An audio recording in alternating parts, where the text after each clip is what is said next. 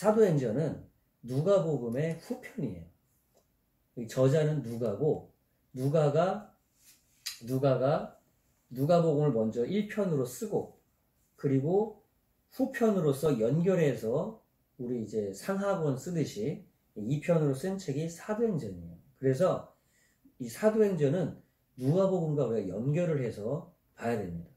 누가복음은 오늘 지금 1장 1절에 말한 대로 예수께서 행하시며 가르치시기를 시작하신부터 그가 택하신 사도들에게 성령으로 명하시고 승천하시기까지, 예수님이 태어나시고 승천하실 때까지가 이제 누가복음에 대한 기록이에요. 데오빌로에게 누가가 예수 그리스도의 교가 어떻게 시작됐고 어떻게 여기까지 왔는지를 상세하게 근원부터 차례대로 설명한 것이 바로 누가복음이었고, 사도행전은 승천하신 이후부터 로마에 이르기까지가 어떻게 진행됐느냐를 설명하는 것이 사도행전입니다. 근데 예수님도 십자가에서 부활하시고 승천하시기 직전에까지 40일 동안 무엇을 제자들에게 나타나셔서 말씀하셨느냐? 3절에 보니까 하나님 나라의 일을 말씀하셨다는 거예요. 그러니까 마지막 부활해서 승천하시기 전까지 예수님은 가장 중요한 이야기를 제자들에게, 사도들에게 하셨을 거 아니에요. 무엇을 얘기하셨느냐? 하나님 나라를 얘기했다는 거예요. 성경은 예수님의 관심은 하나님의 나라에 있었어요. 예수님이 공생애를 시작하실 때 때가 찼고 하나님 나라가 가까웠으니 회개하고 복음을 믿으라. 하나님 나라가 지금 여기 가까이 임했으니 왜 그런가요? 하늘 왕이신 예수 그리스도 그분이 하나님 자신이 육체를 입고 이 땅에 오셔서 지금 하늘의 통치, 하늘의 다스림을 이 땅 가운데 지금 이루기 위해서 오셨단 말이에요. 아멘. 예수님은 하늘의 왕, 하나님의 통치를 이루고자 육신을 입고 이 땅에 오신 하나님이셨단 말이에요. 그분이 계시는 곳이 하나님의 나라예요. 그래서 왜 예수님이 이 땅에 오셨느냐? 이 땅에 잃어버린 하나님의 통치를, 하나님의 다스림을 회복하기 위해서 오셨다는 겁니다. 하나님의 나라라고 할 때 나라라는 말 자체가 다스림과 통치라는 뜻이에요. 그냥 어떤 하늘에 있는 어떤 천국이라고 어떤 장소를 얘기하는 게 아니라, 천국이라고 할 때는 하늘에 이루어진 하나님의 통치를 얘기하는 것이고, 이 땅에서 말씀하시는 하나님 나라는 이 땅에 이루실 하나님의 다스림과 통치를 얘기하는 곳이었다는 거예요. 예수님은 끝까지 마지막까지 그것을 제자들에게 얘기하셨다는 거예요. 그러면서 너희가 이것을 예수님이 지금까지 하셨던 하나님 나라의 일, 병을 고치고 귀신을 쫓아내고 그리고 죄 가운데 있는 사람들을 회개하게 해서 하나님 나라 안으로 들어오게 하는 이런 일들 가운데 가장 먼저 시작한 일은 이 침례 요한을 통해서 물에 들어가는 물 침례를 통해서 죄사함에 이르게는 회개를 이룰 수 있도록 돕는 그 침례를 통해서 메시아 예수를 만날 수 있도록 준비시키는 것이 침례 요한의 사역이었고, 그러나 요한은 물로 이렇게 침례를 주는 사역을 했지만, 물로 죄를 씻는 것까지 이루는 사역을 했지만, 예수님은 성령으로 잠기게 하는 사역을 하시겠다라는 거예요. 성령으로 침례를 받는, 성령에 잠기게 한다. 성령에 완전히 젖어지고 성령에 장악되게 한다라는 뜻이죠. 그것이 무엇입니까? 성령으로 잠겨서 하나님의 나라의 통치와 지배 안에 들어오게 하는 사역이 바로 예수 그리스도의 사역이셨다라는 거예요.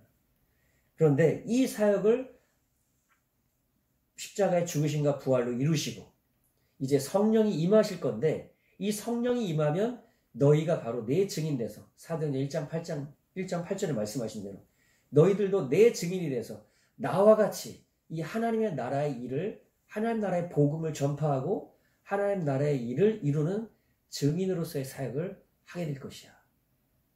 이 성령이 임하지 않으면 너희는 이 일을 할 수가 없어. 그러니 예루살렘에 기다려서 성령이 임할 때까지 기다리라고 얘기했던 것이죠. 성령이 오셔야, 예수님도 성령이 임하시면서 공생을 사역하셨듯 성령이 임해야 제자들도 하나님 나라의 통치 안에 들어오면서 자기 자신도 하나님 나라의 다스림과 통치 안에 들어와야 하나님 나라의 복음을 전하고 증거할 수가 있을 거 아니에요. 그래서 그 명령을 이루었을 때 성령이 너에게 임하시면 권능을 받고, 이것이 하나님 나라의 권위라는 뜻이에요. 하나님 나라의 파워, 능력과 권위를 받는다는 거예요. 그러니까 여러분, 하나님의 지배와 통치가 성령으로 우리에게 임하시면서, 성령 임하시면서 하나님 지배와 통치가 내게 이루어지면 하나님의 권능, 하나님의 파워가 내게 임하는 거예요. 이것이 하나님 나라가 임한 증거라는 거예요. 능력이 임해요. 그렇죠. 하나님의 다스림과 통치 안에 들어왔는데 하나님의 통치에 어떤 증거가 나타날 거 아니에요. 그것이 나타나게 되는데, 그러면 너희는 예루살렘과 유대 사마리아와 땅끝까지 이르러서 나와 같이 하나님 나라의 일을 전파하고 증거한 일을 하게 될 것이라고 예수님은 제자들에게 말씀하셨다는 거예요. 그래서 여러분, 이 패턴을 따라서 제자들은, 사도들은 마가의 다락방에 와서 기도했고, 그리고 사도행전 2장에 성령이 강림한 성령 강림절에 성령 임하시면서, 모세가 시내산 언약을 맺을 때는 십계명 율법을 오순절날 주셨지만 새 언약의 공동체인 교회에게는 그 오순절날 성령을 주시면서 새 언약의 법을 그들과 맺으면서 새 언약의 법을 이룰 수 있는 성령의 능력까지 주시면서 새 언약의 공동체인 교회가 탄생하고 시작됐던 것입니다. 그리고 사도들은 이 베드로부터 시작을 해서 성령의 권능을 입고 나가서 하나님 말씀을, 복음을 선포하는 거예요. 그 말씀이 선포될 때 그들이 회개하고 침례를 받고 그들도 또 성령을 받으면서 예루살렘 교회 공동체가 이루어졌던 것이죠. 하나님의 나라가 어떻게 이 땅 가운데 이루어지는지 예수님 자신이 먼저 우리에게 보여주셨고, 그리고 사도들도 우리에게 똑같이 예수님 같은 패턴으로 보여주는데 무엇을 했다는 거예요? 성령이 먼저 임하시고 그 다음에 무엇을 전했어요? 하나님 나라의 복음을 전했다는 거예요. 근데 사도행전에는 하나님 나라의 복음을 전하면서 예수 그리스도의 복음, 또 바울 같은 경우는 예수 그리스도에 관한 것을 성경에 나와 있는 구약성경 39권을 강론하면서 전했다라고 그렇게 나와요.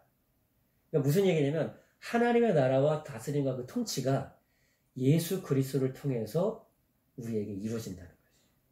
그래서 하나님 나라의 복음은 서신서나 다른 신약 부분에서는 또 예수 그리스도의 복음이라고 또 그렇게 나오기도 하는 것입니다. 동일한 얘기예요.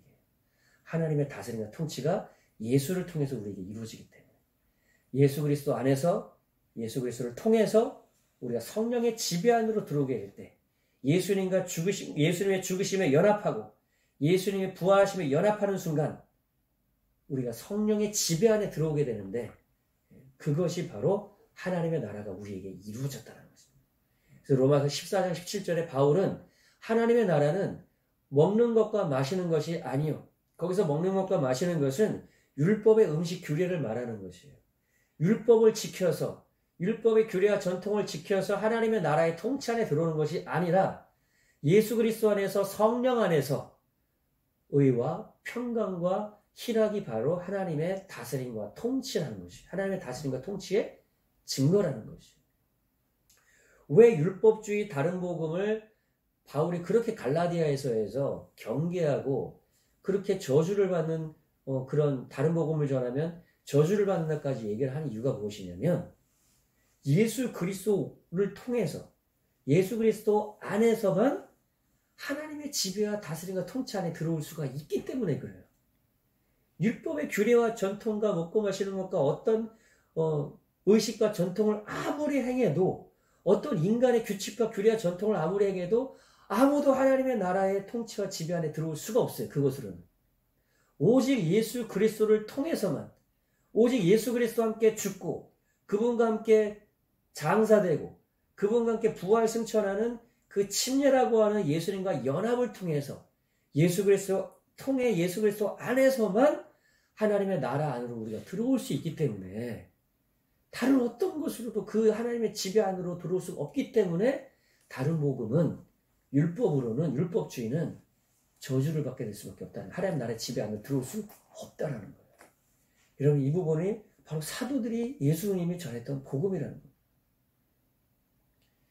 그렇게 시작됐던 복음을 여러분 와서 보시면요, 어떻게 그들은 하나님의 나라를 이 땅 가운데 이루어가는 일을 했는가. 사도행전 2장 3장에서는 베드로가 그렇게 성령 받고 복음을, 하나님 나라의 복음, 예수 그리스도의 복음을 전했죠. 그리고 예루살렘 공동체가 탄생했어요. 그리고 사도행전 6장에 가보면은 이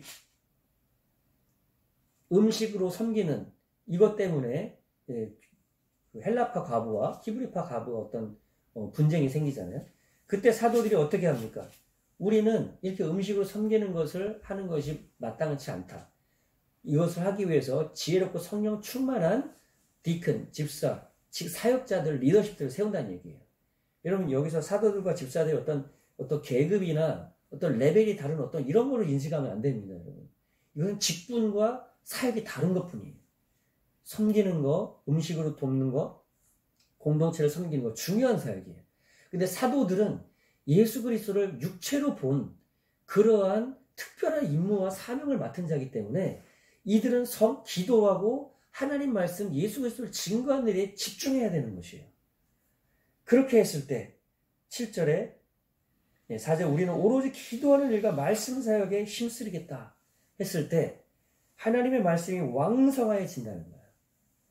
하나님 말씀이 왕성해지고 제자의 수가 많아지니 허다한 제사장의 무리가 이 도에 복종하게 된다는 겁니다. 어떤 동일한 패턴이죠. 기도 속에서 성령의 지배 안으로 들어오고 하나님 나라의 복음을 전하는 겁니다. 하나님 말씀이 왕성해지면 하나님 나라의 복음, 예수 그리스도의 복음을 전하니 하나님의 나라가 왕성하게 확장되는 것이죠. 그래서 사도들은 항상 성령 충만 받고 하나님 나라의 복음, 예수 그리스도의 복음을 전했다는 것이에요. 말씀이 흥왕해지니까 성령의 능력 안에서 말씀이 흥왕해지니까 하나님 나라가 확장되는 것입니다.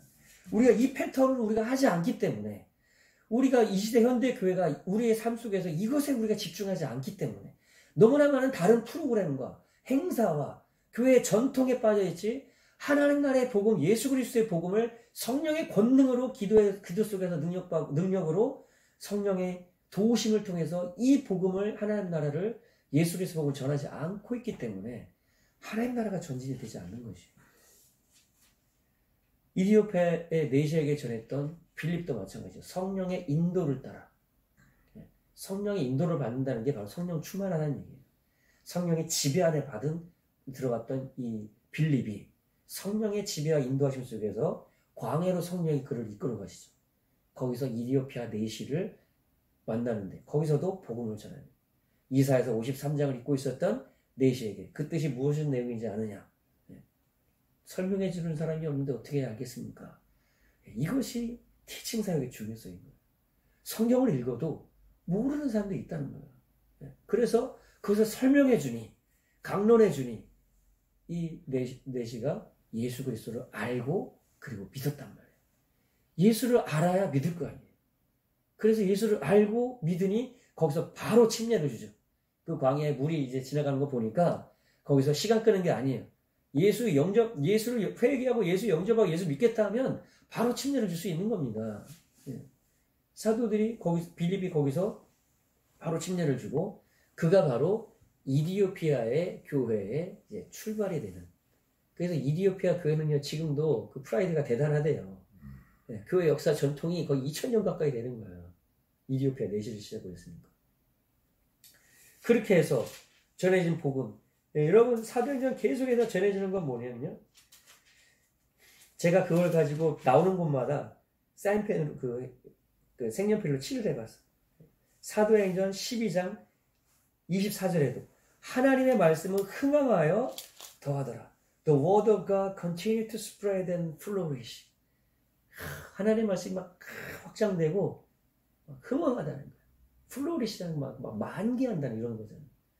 그러면서 하나님의 나라의 통치가 계속해서 그 로마의 그 열방을 향해서 확장돼가는 어마어마한 역사들이 일어났던 것이죠.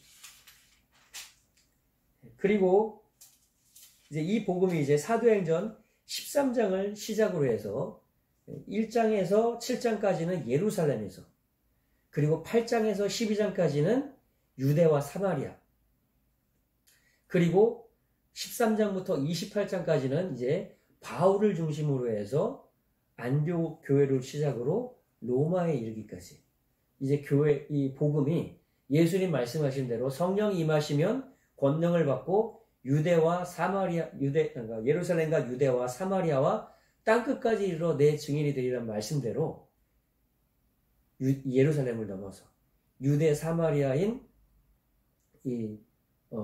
빌립 사도의 그 전도 사역과 그리고 안디옥을 통한 사역이 이제 열방으로 로마에까지 이르면서 하나님 말씀이 전진해 가는 거예요. 예, 하나님의 이 나라의 복음의 전파와 교회의 성장에 관한 내용들이 사도행전에서 계속해서 증거되는데 이들은 어떻게 하나님 나라를 확장해 갔느냐? 계속해서 나오는 패턴이 동일한 것입니다. 사도행전 16장에서도 바울과 바나바는 이제 열방을 향해서 가는데 바울과 바나바도 열방에서 이방 민족을 향해서 나아가는 그 발걸음 속에서 어떻게 그들을 세웠느냐? 하나님 나라의 복음을 계속해서 그들은 증거했다는 거예요. 베레아에서도 그는 하나님 말씀을 강론했어요. 하나님 말씀을 강론했는데 그들이 하나님 말씀을 받고 이것이 그러한가 성경을 상고하니까 믿는 자들이 많이 나타났다는 겁니다. 그들은 하나님 말씀을 읽고 강론했고 그리고 그것을 위해서 기도하며 성령 충만함으로 그 하나님의 인도를 받으면서 그 일을 했다는 거예요. 바울과 바나바 팀이 아시아로 가려고 했는데 아시아로 가는 것을 가로막고 어디를 인도합니까? 유럽으로 인도하잖아요. 아시아로 가는 것을 성령이 허락지 않는다. 성령의 인도를 그만큼 그들은 받았다는 거예요. 항상 기도 속에서 성령의 충만함 받고 깨어서 성령의 이끌림 속에서 살아가면서 가는 곳마다 예수 그리스도를 증거했던 거죠. 에베소에서도 마찬가지로 성경으로서 예수 그리스도라 증거했던 아볼로를 통해서 에베소에서도 하나님 나라가 확장됐고 바울은 회당에 들어가서 석 달 동안 하나님 나라에 관하여 강론하면서 권면했다고 얘기가 나와요. 사도행전 19장에서. 여러분 우리가 이런 패턴을 따라서 해야 되는 것이죠. 어떤 선교 사역을 들어가든 교회 개척에 들어가면 왜 바울은 회당에서 시작을 했을까? 회당에는 그 당시에 누가 있었느냐? 일단 유대인들이 있었고 히브리 스크립처 이 구약성경을 알고 있었던 유대인들이 있었고 그리고 유대인들이 믿는 그 하나님 야훼 그 히브리의 하나님을 이 여러 가지 다신 중에서 그것이 참 하나님이라고 믿는 이방인들도 그 가운데 있었어요. 그래서 하나님에 대한 사전 지식이 어느 정도 있는 그 사람들로부터 바울은 시작을 했던 거예요. 너희가 기다리고 있는 이 성경의 구약성경이죠. 거기서는 그때는 구약성경 39권에 나타난 그 약속되신 메시아가 바로 누구냐? 바로 예수 그리스도셨고 그 예수 그리스도는 이미 십자가에 죽으시고 부활하시고 승천하셔서 우리의 주와 그리스도 메시아가 되셨다고 증거했던 거예요. 그러니까 빠르죠. 그것을 받아들이는 사람들은 비록 저문수였지만 그들을 모아가지고 두란노 서원을 세워가지고 집중적으로 제자훈련을 성경을 강론하는 일을 했던 거죠. 그러니까 어떤 일은 주의 말씀이 힘이 있어 흥왕하여 세력을 얻으니라. 이 에베소서에 일어났던 말씀이에요. 그 우상이 가득했던 아데미 신전이 서 있고 그 신전에 나오는 그 신전의 집기와 그 다음에 우상의 것들을 돈으로 비즈니스해서 먹고 살았던 그런 도시가 에베소예요. 그곳에 하나님 말씀이 흥왕하게 전해지니까 어떤 일이 벌어집니까? 그 마술사, 주술사들이 봤던 책들을 불태워버리는 그런 어마어마한 역사가 일어났던 것이죠. 어떻게 그런 일들이 벌어졌습니까? 성령 충만함으로 하나님 나라의 복음, 예수 그리스도의 복음을 전한 거예요. 그것을 깨우치고 알게 하고 강론시키고 집중적으로 그것을 가르쳐서 그들이 하나님 나라를 받아들일 때 하나님의 다스림과 통치를 받아들일 때 그 삶이 완전히 뒤집어지는 역사가 일어났던 것이죠. 자기를 지배했던 우상을 버리고 자기를 지배했던 그 주술사들의 우상에 관한 책들도 불태워버리는 일들이 있었던 것이에요. 그래서 하나님 나라의 복음, 예수 그리스도의 사도들이 전했던 복음을 받아들일 때는 자기 삶을 내어버리고 하나님의 지배와 통치 안으로 내 삶을 드리기 때문에 삶의 변화가 반드시 있게 되는 것이에요. 자기를 지배했던 모든 곳에서 하나님이 지배하시고 통치하고 다스리는 그 나라로 들어오는데 어떻게 삶의 변화가 없겠냐는 거예요. 그래서 바울은 예수 그리스도 안에서 우리는 새로운 피조물이다. 이전 것은 지나갔으니 보라 새 것이 되었다. New creation. 하나님의 지배와 통치가 이루어진 새로운 창조물이 된다는 것입니다. 오늘날 왜 교회 안에서 이런 역사가 안 나타나냐? 사도들이 전한 복음을 우리가 전하지 않고 있다는 거예요. 의식과 규례, 전통을 지키고 그리고 의식을 지키고 윤리적이고 도덕적인 설교는 우리가 듣지만 그러나 하나님 나라의 통치안으로 들어오는 하나님 나라의 복음을 우리는 전하지 않고 있기 때문에 이러한 능력의 역사가 우리 삶 가운데 나타나지 않고 있다는 거예요. 마지막으로 여러분 보십시오. 사도행전 28장에 사도행전 마지막의 결론이에요. 바울이 어디에 도착합니까? 이제 죄수의 몸으로 로마에 들어와요. 로마는 그 시대 말하는 제국의 심장부예요. 열방의 그 모든 걸 다스리고 통치하는 그 제국의 수도가 로마였단 말이에요. 그 로마의 파워로 예수를 십자가에 못 박아 죽였단 말이에요. 근데 그 예수를 십자가에 못 박아 죽인 그 제국의 그 권세와 그 힘의 심장부의 바울이 죄수의 몸으로 예수님처럼 들어오는데 거기서 바울은 로마서 1장에 뭐라고 해요? 나는 복음을 부끄러워하지 않는다는 거예요. 왜냐하면 이 복음은 모든 믿는 자에게 구원을 주시는 하나님의 능력이라는 거예요. 하나님의 파워가 임한다는 겁니다. 어떨 때? 예수 그리스도를 받아들일 때. 하나님 나라의 복음을 받아들일 때. 그곳에서 바울이 어떻게 하느냐? 아침부터 저녁까지 이렇게 집에서 렌트한 집에서 물론 거기서는 이제 가택연금 상태로 죄수의 몸이에요. 그러나 이런 이제 우리가 생각하는 감옥은 아니고 거기 이제 갇혀 있대. 그러나 그 안에서 활동을 자유롭게 하고 사람들도 왕래할 수 있는 그런 이제 가택연금 상태로 있으면서 거기서 오는 모든 사람들에게 하나님 나라의 복음을 강론하는데 무엇을 증언하느냐? 하나님 나라를 증언하고 모세와 율법과 선지자의 말을 가지고 예수에 대하여 권하더라는 거예요. 그러니까 하나님 나라가 주제인데 어떻게 그 하나님 나라를 설명했느냐? 모세의 율법과 선지자의 말, 이건 뭐예요? 구약 성경을 얘기하는 것이죠. 모세 율법, 모세 오경, 선지자의 글들은 그 나머지 모든 글들이 선지자들에 의해서 기록됐잖아요. 이 구약 성경 39권을 가지고 예수에 관한 것을 말하라는 겁니다. 우리도 사도 바울처럼 해야 돼요. 우리는 신약 성경까지 있으니까 또 완벽한 계시의 신약 성경까지 있으니까 구약 성경, 신약 성경 모두를 가지고 예수에 관한 것을 강론할 때 그 드러나는 것이 무엇이냐? 하나님의 나라, 하나님의 다스림과 통치라는 것입니다. 하나님의 나라를 전파하여 2년 동안 하나님의 나라를 전파하여 예수 그리스도에 관한 것을 담대하게 거침없이 가르치더라. 하나님 나라와 예수 그리스도에 가는 것은 동일한 것이에요. 여러분 우리가 예수 믿고 천국에 가는 것은 맞지만 보다 더 본질적인 우리의 복은 무엇이냐? 하나님 나라는 예수 그리스도를 통해서 우리에게 지금 임한다는 것입니다. 하늘의 하나님의 나라가 우리에게 이루어진다. 하나님 나라가 지금 우리에게 이루어진 사람이 죽어서 당연히 하나님 나라 안으로 들어가는 것은 당연한 것이죠.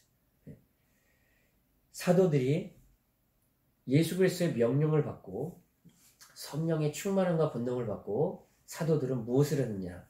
하나님 나라의 복음, 예수 그리스도에 관한 것을 증거했습니다.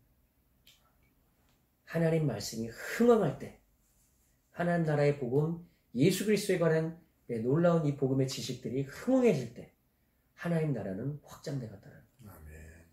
우리도 동일한 패턴으로 모였을 때 기도하고 성령의 충만함을 받고 성령에 이끌리는, 성령에 인도받는 그런 삶을 통해서 무엇을 우리는 적용하느냐? 하나님 나라의 다스림과 통치가 여러분의 삶 가운데 임합니다. 아멘. 하나님의 통치가 임하면 여러분 질병에서 자유할 수 있습니다. 아멘. 여러분 삶의 저주가 떠납니다. 하나님 나라의 천국이 여러분의 삶에 임합니다. 여러분의 삶이 변화됩니다. 하나님의 통치가 여러분의 삶을 다스릴 때 의와 평강과 기쁨이 여러분의 삶 가운데 나타납니다. 아멘. 하나님 나라를 여기서도 경험할 수 있습니다. 이런 놀라운 하나님 나라의 복음을 성령의 권능으로 증거하는 여러분 되시기를. 사도행전의 역사는 끝나지 않았어요. 액트 29라는 그런 운동을 벌였던 교회도 있었잖아요. 사도행전의 29장의 역사는 교회사 속에서 지금 계속해서 진행되고 있고, 마지막 시대에 예수님 다시 오실 때까지 이 복음의 마지막 주자들이 달려갈 그 시대를 우리는 바라보고 있어요. 우리가 어떻게 그 길을 갈 수 있느냐? 사도들의 패턴대로, 예수님이 가르쳐주신 대로, 성령의 권능으로 하나님 나라의 복음, 예수 그리스도의 복음을 전하는데, 복음의 그런 주자로 여러분 쓰임받는 여러분 되시기를 예수님의 이름으로 축원합니다.